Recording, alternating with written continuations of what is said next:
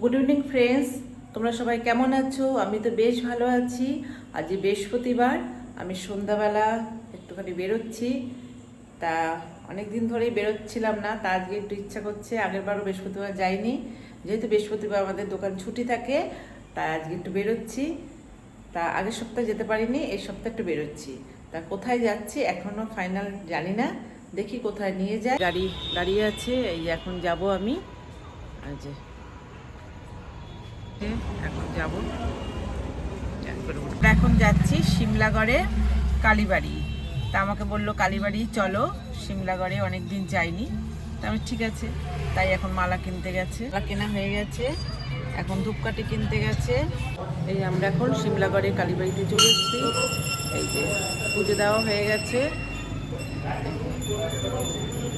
অনেকদিন পর আসলাম আমরা এই সিমলাগড়ে কালীবাড়িতে, সেই বর্ষাকালে এসেছিলাম, আবার এই আসলাম সিমলাগড়ে।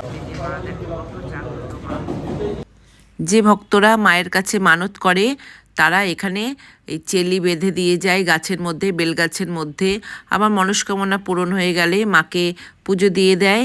আর এই যে সবাই এখানে মোমবাতি ধূপকাঠি এক সাইডে মায়ের উদ্দেশ্যে জ্বালিয়েছে। আর এখানে হচ্ছে শুভ বিবাহ অন্নপ্রাশন সম্পূর্ণ হয়। আমরা প্রায়ই এখানে যাই মায়ের কাছে যখন মন চায়। এই সিমলাগড় কালীবাড়ি আসলে সত্যি মনটা আমাদের পবিত্র হয়ে যায়, মনটা